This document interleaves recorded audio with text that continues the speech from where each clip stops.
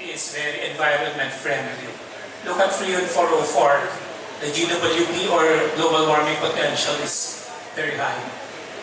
And then of course, this is a little about thermodynamics. Look at the latent heat of vaporization. Ammonia is very high, 1,247. What does this mean? You only need to circulate a little amount of ammonia to get the equivalent amount of refrigeration. But CO2 is also quite high, but since it is energy intensive, it contains so much energy, you need only to circulate a little. As you can see later on, the pipes for CO2 are really small compared to our Freon. So this is an opportunity to save on capital expenditures. Alright? And let's talk about the CO2 as a refrigerant in terms of heat exchange. If you look at the evaporator surface area, if we have Freon-404 as a basis, your evaporator is the basis as 1. For ammonia and CO2, the size of the evaporator in terms of volume is only about 56%. So what does this mean to us? The evaporators are a lot smaller. Okay, more space for goods. Perhaps it could be cheaper because it is smaller. And then, very important, because we are here for, to help in food security, to help in food preservation, but we are here also for the business. Look at the cost.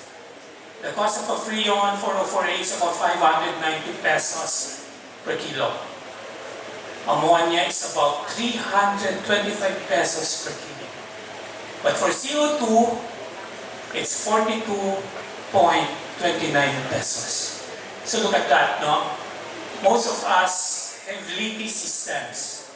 And if a technician would come and diagnose what's the problem, it's SOG. What is SOG? Short of gas. We need to charge more refrigerant. And of course, if your Freon leaks, you also need to charge oil. Correct? So, we will now go to the a little technical again. So what are the materials used for CO2, for Freon, and ammonia? We all know for ammonia, we normally use carbon steel and stainless steel, no copper alloys. We know that, right? For Freon, it should be copper, basically because of its cleanliness. For Freon and CO2, from the machine room, no? Because perhaps that's the way the lab is configured. So for Freon and CO2, you can have evaporators that are very far. Similar with ammonia, you can put your evaporators very far from the machine room. But for Freon, you are limited. You cannot have a very far evaporator from your condensing units because of boiler turn problems. You may get away with it, but there will always be an impact on efficiency. You have to spend more electricity just to get that refrigerant and oil back to the compressor. For defrost systems, for Freon CO2, we can use electric and water. For Freon, electric and water. For ammonia, you can use electric, you can use hot gas, and you can use water. Now, what are the effects if you have leaks? We all know that if an ammonia plant leaks and leaks bad, you'll be in the papers or in the local radio. So there could be product contamination, because if you have leaks in the ammonia system, let's say an evaporator leaks, and if you have meat products, ammonia is attracted to water. If anything there is wet, it will absorb water. It will absorb the ammonia. So for CO2, well, it's a leak, of course, it's a cost, you have to repair it, but no panic. Also for Freon. If Freon will leak, again, the environment and the oil, we have to replace it with oil, and oil is not cheap. Alright. I would like to discuss for a while the transcritical and subcritical CO2 systems, because what the animal is a transcritical and subcritical CO2 system, no? So, for the mechanical engineers here, for the engineers, we know that this is a pressure enthalpy diagram. And if you look at the black line, the curve or the bell, on top of that bell, the peak or the pinnacle is your critical point. Yeah? That is your critical point. And for CO2, the critical point is 31 degrees Celsius and 73.8 bars. Imagine 73 bars. How much is that? About 1,000 PSI. Okay? So, if you have a CO2 system, a transcritical CO2 system, like in supermarkets, we can go to EPTA and ask them to explain to us the transcritical. But the gas cooler, for us we call it a condenser. But since you are operating higher than the critical point, it is not a liquid, but it's a gas. Actually, it's undefined. No? And that will be running about 120 bars. So, if you are compressing CO2, you are transcritical. It will involve very, very high pressures. Alright? We all know that Philippines is a tropical country. The design condition here is 35 degrees Celsius. And like what the solar guy told us, there are always power interruption. We just experienced it twice, I think, today, this morning. So there are really concerns. Concerns for CO2 systems would include power interruption. Correct? Alright. But the Freon-CO2 system is only operating below. It's in the region of 1, 8, 9, 10. It's in that region. So we are not transcritical, so we are subcritical. So what does it mean? The pressures are not very high. Alright, one more fact about CO2. CO2 tripole point is negative 56 or 4.17 bars. What does it mean? If liquid CO2 is expanded into the atmosphere or anything 4.17 bars or below, it will create dry ice. It will reach its tripole point, liquid, solid, and vapor will occur simultaneously. So what does this mean for CO2 practitioners? Do not charge liquid CO2 if the pressure inside your system is 4.17 bars or lower. Jeffrey, this is CO2. Your pipes there are not big. You can pump it farther. You can have as many air coolers as possible as long as you design it properly. Okay? So, the Freon above is actually condensing the CO2. The CO2, the pH is actually an evaporator of the Freon, but a condenser for the CO2. Okay? What is this little fellow here now? This is a small condensing unit just to address potential problems like brownouts. Let's say if there is a brownout, or if, let's say, for a strange reason, the compressor do not run, what will happen? The refrigerant, the CO2 will heat up, the pressure will go up, and if you reach 35 bars, the relief valve, which is not shown here, will open and throw all your CO2 away.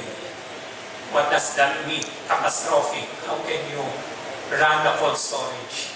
So, we have a small maintaining unit that will run if the pressure in the CO2 tank is going up, and it will keep the pressure in your CO2 low enough to keep the CO2 from escaping. Okay?